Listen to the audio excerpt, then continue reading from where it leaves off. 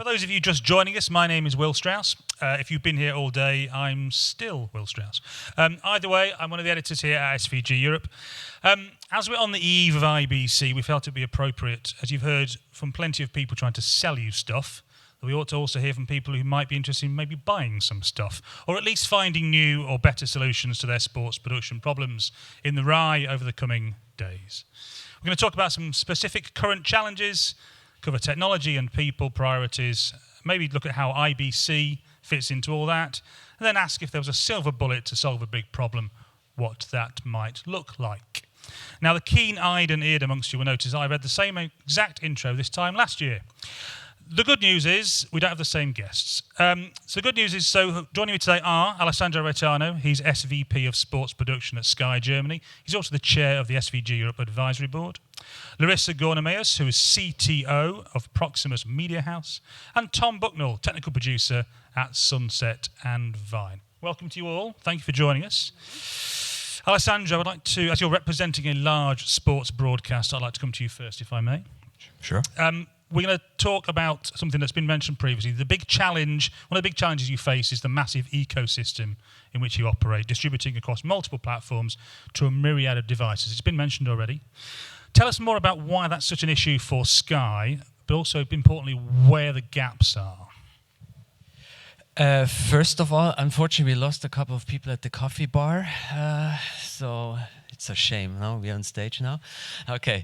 Anyway, we heard it many times. I don't want to echo everything we heard now for the whole day about challenges and everything else. I mean, Sky is in the same situation as any other, let's say, big broadcast in the world as well. We are facing the so-called transformation between the traditional broadcast and the digital world and the streaming. And obviously, in the good old times, it was easier, let's say, for production people to define a product by saying, okay, this is the football match or a live event, this is your live channel, that's full stop, that's it, advertising, and goodbye and good night. In that case, now you have multiple offerings, you have multiple services, and I think this is where the complexity starts in an ecosystem to set something up which comes, let's say, from a workflow perspective in the right way, not always coming, let's say, defining it from an efficient point of ways, starting the discussion what kind of product you want to offering your customers. And by the way, they are, let's say, fragmented like hell. They're not always willing to pay, and I like the discussion before by monetizing, but at the end of the day, good examples now in the ecosystem where big broadcasters pulling back their businesses, Viaplay for instance in the UK, they're not doing that because technology is super fancy. They have a good reason why they're doing this. And this is where the complexity starts for us as a broadcasters. And we are, let's say, at the end of the day, under pressure. We are giving all the pressure back to, let's say, third-party suppliers, event companies, manufacturers, vendors, and asking for cheaper and better solutions and mature solutions at the end of the day. But it's a clear, complex ecosystem we're working in. And this is a great opportunity to define new processes, I would call it. Thank you. So that's the challenge. Then I guess the real question is, how do we solve it? Exactly. And this is the point. And that's why, let's say, in that way, we are very proud at Sky from, let's say, Sky Europe in total, that we can utilize a lot of good people and brains and good technology. And we are a global player, and I think this is where it matters and where the power comes into play, that we can utilize platforms. And we're talking about platforms here. And this is the discussion we have to run. And this is the discussion we have to, let's say, also talk and collaborate with manufacturers and vendors in the future. This is a platform business, and in the end of the day, you have to let's see how is your content supply chain, or let's say your workflow, or how you ever call it, from starting from the contribution to the distribution side in the best possible and efficient way, and then at the same time you have to create more products for your customers. And that's why the discussion is in our let's say, Sky universe, we are starting now more and more, and which is really good. It is not a technology discussion, because technology is not the problem here. We can solve everything with technology. I think we have to run and start a little bit more from the discussion, okay, what kind of product we want to offer. And from this perspective and the proposition and the sentiment for the customers, defining then the way how you want to produce the content. It's the other way around. Thank you. At some point during this discussion, I will open up the conversation to the audience. Nikki has a microphone. If anybody wants to interject, wants to add, wants to argue with Alessandro, or potentially solve his problems, please feel free to raise your hand. I will keep my eye on the audience. Please join in the conversation. In the meanwhile, Tom, host broadcaster of many different types of events and matches, tournaments, etc. You're dealing with ever bigger and wider requirements. We heard that from Ursula. We heard that from Dan Mirdovnik from HBS. It means more formats. It means more destinations, which sounds like an awful lot of conversion to me. Let me guess, this is not as easy as it could be. Right? Correct. Why? What challenge are you facing? What needs to be solved? I mean, it's a nice challenge to have, to be able to offer the viewers at home the highest quality images that we can give them. And that's always what sort of everyone strives for in this industry. But it comes with its problems, because you have to not only think about the people who are viewing the very best, but you have to maintain that signal quality throughout the transmission. And so it's about sort of bringing everyone together early on and figuring out what the formats are, of course. But bringing them together early on, getting them all around the same table, and figuring out how you're going to achieve them all. Obviously, the technology partners we work with are very experienced in handling pretty much every format, and the suppliers in the room can offer solutions that will give us every format, but there's always going to be that one edge case that doesn't fit within the workflow. So figuring out how you're going to make that work and how you're going to get that into the chain and get it in the same quality that we need it to be. And at the same time, it's not only about the acquisition point, it's about the delivery point. I think, as other people have mentioned, there are now different ways of delivering to broadcasters, not just traditional satellite and fiber. There are IP ways, and we want to be able to offer all of those. So it's about making sure that we have everything in place that we can, and making sure that we're not going to be caught out by a broadcaster who may not have the same facilities as a major player with satellites on the roof or fiber infrastructure. They have to bring in something on an IP solution. And so making sure that we have that ready for them and that we can deliver for them. Would it be easier if the broadcasters got together and agreed on some of these formats and standards? It would be easier. It wouldn't be as fun. Okay. But yes, that would obviously. And then there are formats that everyone does agree on. But yeah. We need more. Oh, you can always do more. We need more. I'll bring you in a second, Larissa. But just quickly, while we're talking about quality, Alessandro, you always want to produce high quality at Sky. But you've said to me in the past, even this week, you'd like to be things like more cloudy and less expensive. What does that mean? And is it possible? I said this? You said this to me on a phone call the other day. I'd like to be more cloudy. Okay, more cloudy. No. But I heard something called fog this morning. I don't know what that meant either. So tell me what you meant by that. Well, I mean, I would bring it in context here, because at the end of the day, if it comes to incremental services, we should be more cloudy. Is it always less expensive, or let's say cost intensive? I would argue, okay, this is a problem where we then find the right discussion on the table. But at the end of the day, if we are thinking about to serve a different and a very, let's say, especially if it comes to different viewer habits and you want to create additional incremental products, this is definitely something we are looking into, and we're producing, by the way, and tons of other things. I mean, the whole playout chain is in the cloud. Disaster repurposes is in the cloud. I'm more here now if we are talking about sports incremental services for customers, and if it comes to the TikTok worlds and the social media worlds, and you want to produce something in 916, we heard also that, and you want to create different stuff, and we heard surely about, okay, doing more with less or with the same amount of people. Obviously, yeah, you have to think about cloudy and scalable. And if it's the cloud, perfect. If it's something else, also perfect. We have to face a very pragmatic approach here, because the customers is not asking us if it's in the cloud or not. It's not interesting. At the end of the day, thinking about, I want to have a betting show which is super dynamic, super high engaging, and I want to vote, I want to poll, and whatever I want to do. And it is not, they are not interesting how we produce the content. And that's why we have to find the best possible way and the best, let's say, cost-efficient way. If it looks like it is the cloud, if it's not the cloud, okay, you have other things to do. This is because that's why I said we have to think about more cloudy, but this is always in context of quality, cost, and sentiment, what you want to have for your customers at the end of the day. Thank you. Larissa, you were nodding along to the cloudy. Do you need to be more cloudy?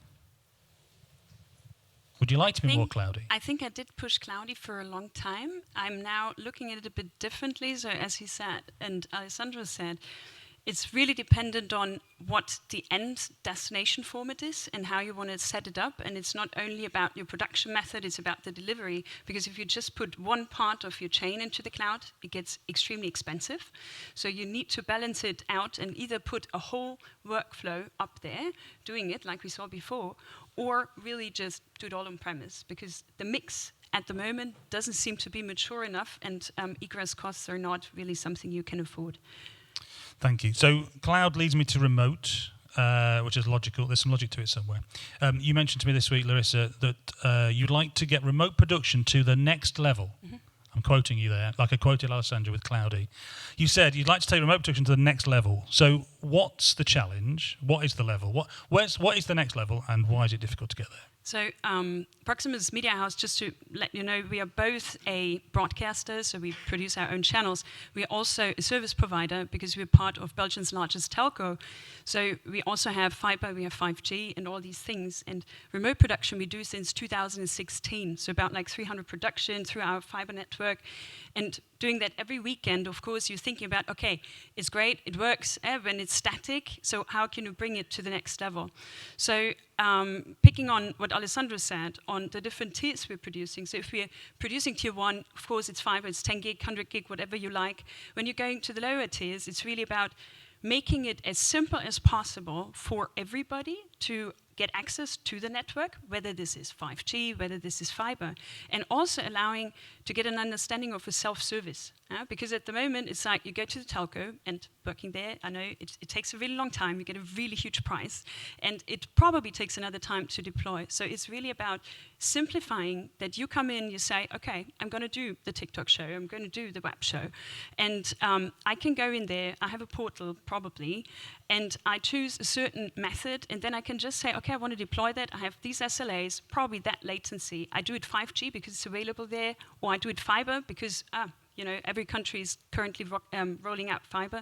And that simplicity will definitely allow to boost it, because it is just way too complex. And I think that's the major challenge still, even though we all do remote production, making it simple, I think will really take it to the next level. Do you need some element of automation in that? Sorry? Do you need some element of that to be automated? Would automation definitely. And look, there is a lot of intelligence you can put into the network, right? So most telcos, they know exactly where their fiber is. They know exactly where their 5G is. We have new technologies, especially with 5G, very early times, of course, slicing, that you can then say, I want to have a production which is, basketball somewhere, a small stadium. You don't have probably the big fiber there, but probably have a 5G antenna close. So I'm going to do slicing because we need this dedicated bandwidth, especially when there's a huge crowd watching, network goes down. So automating that and saying, okay, I want to have this certain bandwidth, I need 6 cameras, I need to get them back, potentially producing them remote, and then, deploying it really with, the wish would be one click, that's the thing. And also, of course, understanding the cost, because cost getting for, a huge contribution into Conti, it's horrendous, while sometimes, for a couple of hundreds, you can already get a link for many cameras. And I think getting there much more background and easiness in, and automation will definitely, give it a big kick. Within that network, how easy is it to monitor how things are going? Can you find faults easily, is it or not? So monitoring a network, I think, is always science. So because there are so many things across it, there's one thing which is the link. You have redundant links. You don't know where it's. Of course, you know where it's going. However, you don't know how many switches are in between. So it can be sometimes a cable. It can be something else. The challenge is that while we are combining infrastructure and broadcast systems, then it becomes difficult because the broadcast part where it's usually video, you can at least detect that video is gone. But when it comes to infrastructure, we have completely different systems to do it. So yes, you can monitor it. We do it. We do it since a long time. You need dedicated people for doing that. But definitely, there is an uptake that we can take going along. Okay, sounds like there's an opportunity there for somebody. If anybody wants to jump in at any point, don't forget to raise your hand. We're going to stick with remote production, though, for now. Tom, it's again been mentioned previously, on-site connectivity is an issue, particularly outside of big sports stadiums and football grounds, for example. Does this make any moves to a greater use of remote harder? Why is it such an issue to get decent connectivity outside of these large venues? I think Larissa spoke about it very well. I think we do in Europe, we are very well supplied by local telcos, and connectivity here in Europe can be very easy at times, can be tough at times. But certainly looking when you're going worldwide, there can be struggles in sort of not only finding one connection, but finding a diverse connection, making sure that if you lose one, you're not going to lose your entire production. And finding those and getting them in place, and the price that can be associated with that can often be the what will push cloud production that we might want to do, or someone might want to do over the edge, and it just makes it more worthwhile to bring people on site, fly people over, bring a truck in, and do it that way, because getting all of those parts in the chain individually looks relatively cheap, but when you put it together and put it on a far-flung location that may not be set up for doing regular sports, that may not be a football stadium, that might be a beach somewhere that doesn't have that infrastructure, then getting that all there and getting it ready for a one-time event suddenly becomes just cost ineffective. Yeah. And that's when you just have to fall back to the traditional models. Somebody said to me last year that the broadcast industry needs its own ISP. Would that help? Yes. I mean, they might have a bit of a monopoly. But yes, I mean, it would make things. And ISPs can be quite open. I think it was what we all found. And if you open a dialogue with them, they can be helpful to helping shape things to make your production a bit easier. But it's sort of, yeah. It's not going to happen, is it? Anybody got a question for the audience before I move on? Anybody a question about remote, about cloud, about multiple destinations, formats? Let's talk about your relationship with vendors. This should get you going. So, Alessandro, I spoke to one of your colleagues in the UK last couple of weeks, and he said to me that Sky was keen to use fewer vendors. Not least because it means your engineering capacity is not spread so thinly. Is that the case for you in Germany and perhaps in Italy? If it is, why? And if it's not, why not? And I'll ask you a supplementary question afterwards about where you put your money. But tell me about how you choose vendors. You interviewed my UK colleagues, so it's good to hear for procurement at the end of the day. Less work for them. No, I'm a big fan, let's say, and this is while I'm representing continental Europe here a little bit on this Sky side. I'm a big fan of utilizing existing investments and further investments or future investments. And it doesn't make sense that we are, let's say, and I'm speaking here for the Italian market as well, it doesn't make sense that we're creating always crazy stuff by our own if we are not, let's say, do the right collaboration with UK and the other way around. So fewer makes sense at the end of the day because, again, the complexity of the ecosystem makes it not, let's say, easier if you're discussing about Europe as a total market. So it doesn't make sense if we are, let's say, creating our own super lab with unknown partners while we are moving towards a totally different direction if it comes to ingest, archiving, or other stuff. So fewer makes absolutely sense if it makes sense for the whole group. That's why, and that's why we are part of the group. We are not doing something which is totally crazy. We are experimenting different things because, again, and this is also very important, you have your local culture which you can't change. It is something which you have to always bring into consideration. People in Germany or Italy, Austria, Switzerland, sometimes they have a different view how they watch matches or what kind of incremental services they want to have. So you have to bring this into consideration if you do the buying stuff. So that's why it's always good to insist also by saying, okay, if this is the roadmap we want to go from a tech perspective, please consider the other markets as well. So this is our job. This is my job. Always, let's say, raise the hand and say, listen, it's nice, it's fun, and we are not discussing about, let's say, the workflow itself, but if it comes to nitty-gritty parts, which is definitely necessary for the German or, let's say, the continental Europe market, it's good to insist sometimes, yeah. Thank you. I'm going to make an observation now, and you can kick me if it's not correct. I've noticed in the last couple of years lots of vendors starting to be less specialised and more generalised. So those that once did one thing are now doing something else as well. Assuming that is in some way true, does that make things harder for you when it comes to deciding where to spend your money, or easier for you, Larissa? How do you feel about more companies doing more things? So apart from the procurement, easiness in purchasing, because people do a lot of that, I think it is not a negative thing. While we're sometimes probably missing specialization on some parts to get like that, where the broadcasting industry was very used to customized solutions. Yep. The good thing is that now, especially because we're going to software-based, IT-based things, if you have your customized solutions and not something which is out of a more general, broader thing, you will have real big problems within your maintenance and support on the long run. So the more you're taking out of one hand, the easier it will also be for you to getting upgrades, and having them, instead of having the individual solutions for your problems. I think what is then more important is to get more expertise in-house. We have now possibilities of scripting, building your own workflows, more specific, building things on top of infrastructure. So using it there to customize, but then taking the more general things out of certain pools that are offered by the vendors. Thank you very much. Tom, how do you feel about certain suppliers, certain vendors, shall we say, doing more than they perhaps used to be known for? How does that impact on you at all? Do you like the fact they're offering other services as well? Of course, and it certainly makes it a wider pool to choose from when you do have you have to go out looking for those options.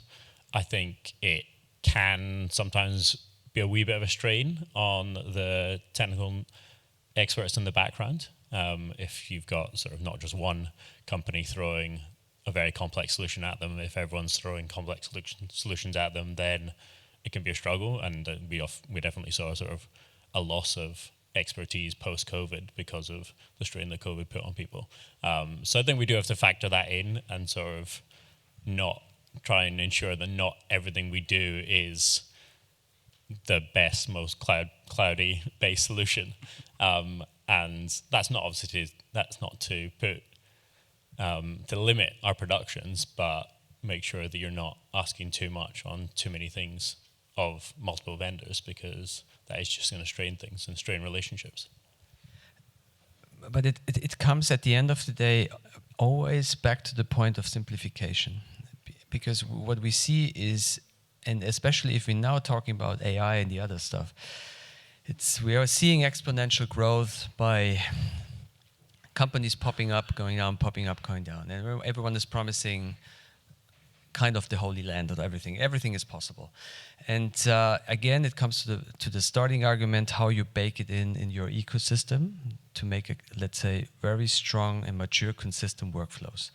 And I think this is where also, again, the complexity starts for buyer or decision makers at the end of the day, because if you look 12 months, you have to look, let's say, 5, 6, 7 years now, because otherwise 12-month short-term thing is very easy. You don't, let's say, can't change much, because at the end of it, you're thinking from season to season. And if you talk about news business and generating news is a totally different sphere.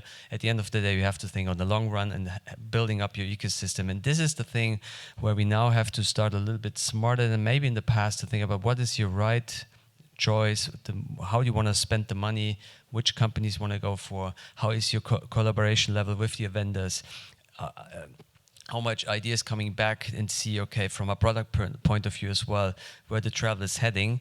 And we had this in the former years, obviously, as well, always. But this time, because you have such an exponential growth in certain areas, as long with software as a service, it is complex, and you have to. The relationship with vendors is, from my point of view, starts into a really totally new level, because you have to make them absolutely responsible in your workflow. Absolutely. You have to bake them in, and you have to bring it along, and you have to, let's say, push very hard by saying, where are we in 5 years' time? Where are we in 7 years' time? The consumption or the consumer habits, they will change dramatically in the next 3-4 years again. And you have to, and we talk about the monetization. This is the surface of everything we're talking about, because the big companies, the big broadcasters in Europe and the worldwide, they are struggling. And it's obviously that we are losing money at the moment, yet at the streaming services devices. And this is the thing where we have to think smarter than maybe in the past, because it's a more complex world. Before we move on to people, Larissa, there's within that sort of context of that issue, is you mentioned to me the other day about lots of people offering orchestration, but not necessarily solving the problem of orchestration. Yeah. So, what does that mean? What does that mean? So I think what we mean is, for coping with all these issues we have, especially in a huge ecosystem, you need a certain level of orchestration. At the moment, probably in a normal facility, you run probably 20, 30 different tools for orchestration. In this, in our broadcast world, we usually just stop looking outside of what is audio and video. But now, because we are all moving into an IP environment, things where you have infrastructure where there are rules applied to certain servers you have not under control. So there needs to be something that we put in a layer which now deals with not only our broadcast video, audio, ancillary services, but also everything which is the underlying infrastructure, which are servers, which could potentially be the cloud, and looks into all of them in detail. And I didn't find that yet. So I hope it's something where we are going to, because only then you will be able to determine really what's going to be my end format and what do I need to change along my chain, and get a certain control of what, on how you will produce and what this will cost. Because today you need to go on 57 different points in the workflow to change something and to implement it if you have, if you own the whole chain from capturing to distribution. So something there, we talked about this for so long, but it's definitely not there yet. Tom, is that something that would appeal to you? Do you see what Larissa's saying? Yeah, and I think at a wider level, it sort of goes onto like all the cloud-based solutions. There's still yet to be one system that can provide it all across. Although I'm sure there's potential solutions coming in the next couple of days, and so having that to utilize on smaller productions, and to utilize as the cloud should be used to spin up and spin down, and that's it, would make things a lot simpler. Alessandro, you mentioned at the beginning that technology is nothing without people. So we're going to talk about people very briefly, but I'm not going to ask you the question. I teed you up, but I meant to tee up Larissa. Larissa, you did a big audio upgrade recently, but you found yourself to be short of certain skills. What happened? So when I say certain skills, I don't really mean the engineer itself. It's just more that super engineer doesn't exist. Bring it back to the whole marriage we're talking about for so long, which is infrastructure and broadcast engineers, and that this doesn't work. And I think you can push them in their directions, but you will never get them there. So it's for us to find these frameworks that you have these interchange, right? Because they speak two different languages. And I think one thing is that the broadcasters do, or we that run facilities. The other thing is what the vendors also can do. And this is translating both their value proposition and also the language that they use for both of these different worlds, because now you don't need to convince just a broadcast engineer anymore, because now probably your CIO has a huge infrastructure to manage, and you need to convince that guy too. And when we're selling, or that's at least what I experience, the broadcast solutions, we just still talk about video and audio and are not using all of the IT language that is actually needed, so everybody feels secure. And that starts from deploying a network, for provisioning a network, and then also running it. If we don't get this part under control, I think IP will still always be looked at like a big risk you still take that's from remote, for contribution, for running a facility. Until we make that close and close this loop, and the vendors, I think, can help, then we will struggle with this. So we need something called a super engineer. A super engineer, I would love that. Maybe an AI can help. An AI-infused super engineer who's cloudy and foggy. Alessandro, do you feel the same way? Does Sky need a band of crime-fighting heroes called the super engineers? Super engineers? We have a lot of super engineers. No, yeah, of course we have super engineers. Small S, though. That's a small No, S. we need more, obviously. That's why. We have to replicate them faster. I want to go a step forward, because we're always talking about the engineers. If it comes to operations, there are tons of other people involved. And at the end of the day, even if you have the super engineer, someone needs to push the button. And because someone needs to push the button. And I have my really best example from sometimes that where we are selling a very emotional product, sports, and we need emotional people. And I don't want to come in the situation that directors, EVS operator, producers, and someone else is getting unemotional because the engine is doing everything. And my best example was the Premier League match Arsenal-Man United, overtime and rise scores. And and I will send everyone the clip. If you watch this clip, you see this can't be done by an engine, because you follow absolutely the emotion, and this is what we are selling. And we are selling a very emotional product, and by all the lack of talents, we have to find the right talents which are keeping totally engaged and want to, let's say, travel and doing the journey with us to selling the most emotional product into the market. And the super engineer can help in the back to simplify the processes, but I need the emotional people in front of the desks, on the OB side, remote, at home, commentary, whatever we are doing, outsourced, if on nearshore, offshore. Anyway, we need really emotional people, engaged people, and then we can produce content like I described, Arsenal Man United. Please watch the clip, overtime, and you get goosebumps. So this is exactly what we said. That's a mic drop moment there. You need to drop the mic, but don't. I'm off. Very expensive. Okay, let's bring all this together.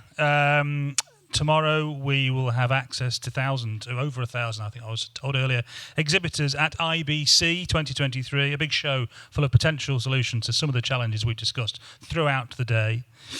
You three guys will be there at some point. That's presumably why you're here. Tom, starting with you, what are you looking for in the halls of the Rye over the next couple of days? I think it does have to be cloud solutions. We know that we can offer solutions for the tier one, the big sports. It's about finding those solutions that are applicable for, I think it was one of the slides earlier, the 1% sports that do not have the budget of a grand scale but want to still showcase their sport, and finding the way to help them do that works ideally in a cloud solution, because that is the easiest way to utilize people all over the world and wherever it may be. So finding that will allow us to show those sports in the way they should be. Do you think you will find it? You've got to have hope. It's the hope that kills you.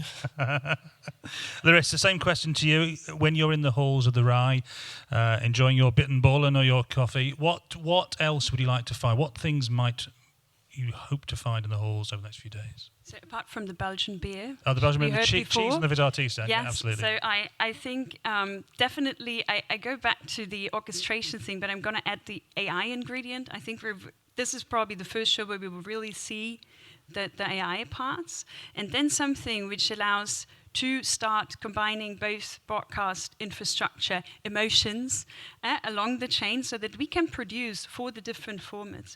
And I think AI, because this is so much data, will be the only way for us to really handle it. So maybe we see the first footsteps for that, so I will go hunting that. Excellent. Do you think you'll find it? What are the odds? Yeah. Good. Yeah. Yes, there's optimism, love it. Optimism. Alessandro, other than finding more emotional people, what else would you like to Starting see here. in the halls of the Rye? What would you like? What are you Good. looking for? No. Really, hopefully, good discussions, good talkings. Because let's say not always finding the new thing. I'm also, let's say, interesting to see where are we with really automation in if it comes to tier 1 operations, not only sports, also news.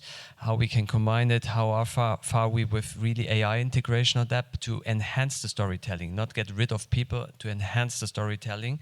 And also, let's say, from the distribution world, where are the multiple layers of, okay, I'm producing the content once and can, let's say, use it multiple times in different formats for different target groups. And I think we are far ahead of that, but it's always good to talk to people. Where are we? Where, let's say, what is in the roadmaps? So I'm really looking forward to many meetings. Thank you very much. Does anybody have any questions for the panel before I finish with one very quick fire round?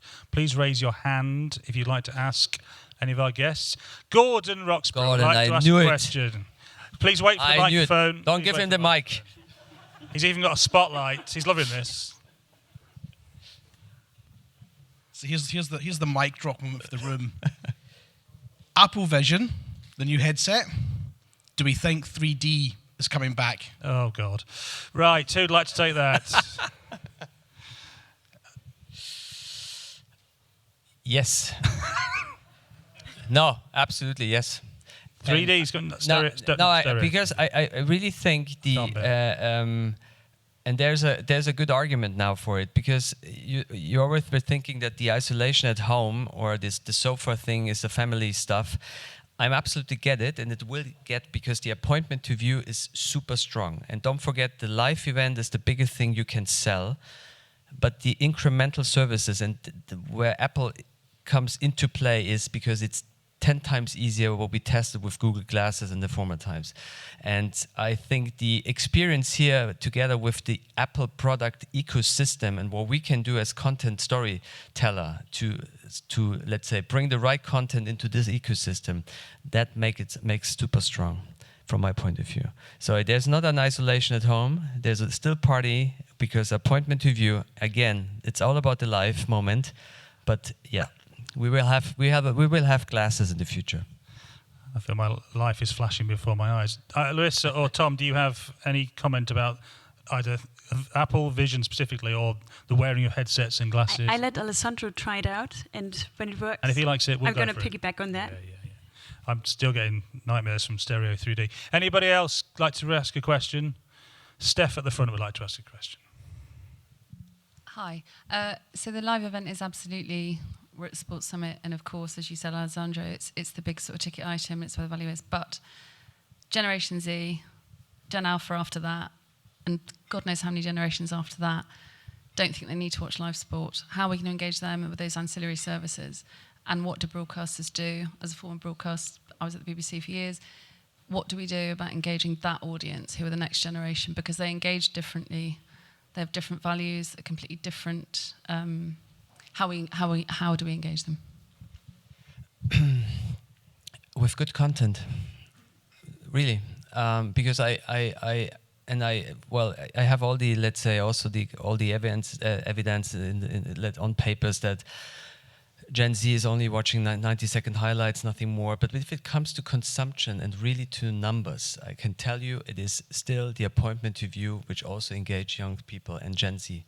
Still, I mean, it is like it is. Sometimes I'm very surprised. I have 2 kids, and they're going mad if the match is mad. What they also do, and this is the point maybe what we have to learn, and let's say let's a little bit more bolder also in that case, is they're not watching 90 minutes per se in the focus like we want to watch, or we watched it. So the offering between or in the 90 minutes and afterwards and before, it's totally different.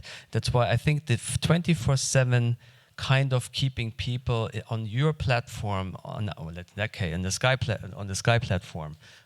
On the platforms, on the platforms. It is super important, and this is also very complex because you have to tell the story when they wake up and go to bed in a different way.